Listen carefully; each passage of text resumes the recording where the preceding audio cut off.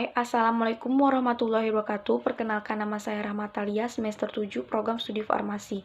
Di sini saya akan menjelaskan materi sistem pengantaran obat. Yang pertama, perbedaan sistem pemberian obat menurut keadaan fisiknya, yaitu satu, gas misalnya anestesi. Yang kedua, cairan seperti larutan, suspensi, dan emulsi. Suspensi mengandung dua fase, yaitu fase cair kontinu dan fase padat terdispersi. Sedangkan emulsi mengandung dua fase cair, satu fase padat dan satu fase kontinu.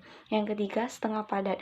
Nah, setengah padat ini terdiri salep, krim, gel, dan pasta. Yang mana salep ini terdiri dari dua fase, yaitu fase kontinu biasanya kristal dan fase lipid.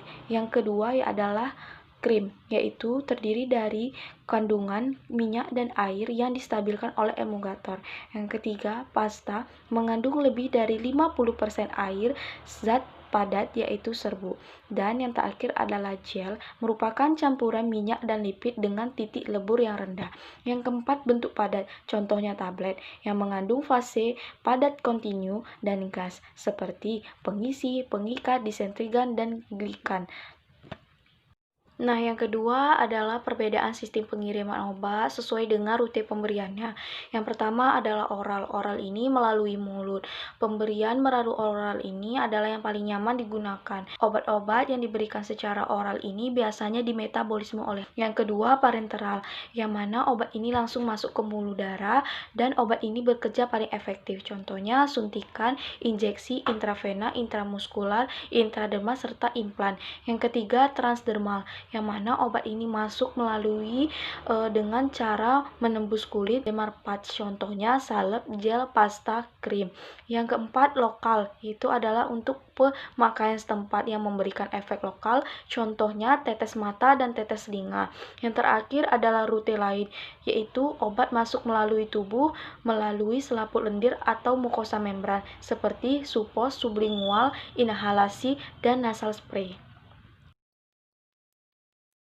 Adalah perbedaan sistem pengiriman obat menurut jenis pelepasan obatnya. Satu, pelepasan segera atau immediate release, yang mana obat dilepaskan segera setelah pemberian dan mengizinkan obat larut dalam gastrointestinal tanpa menunda atau memperpanjang disolusi atau absorpsi. Yang kedua, pelepasan modifikasi atau modified release, yang mana pelepasan obat hanya terjadi setelah beberapa lama pemberian atau jangka waktu lama atau langsung ke target di dalam tubuh. Beberapa contoh immediate release dan delay release. Immediate release contohnya adalah tablet tanpa salut atau tablet yang mengandung penghilang rasa sakit seperti paracetamol. Yang kedua, delay release adalah tablet yang mengandung enteric cause dosis atau tablet salut yang bertujuan untuk tahan terhadap cairan lambung. Berapa keuntungan dan kerugian extended release? Yang keuntungannya, satu, meningkatkan kepatuhan dan kenyamanan pasien. Yang kedua, menurunkan frekuensi pemberian obat. Yang ketiga, efek samping lebih regimen. Yang keempat, meminimalkan efek samping lokal dan sistemik.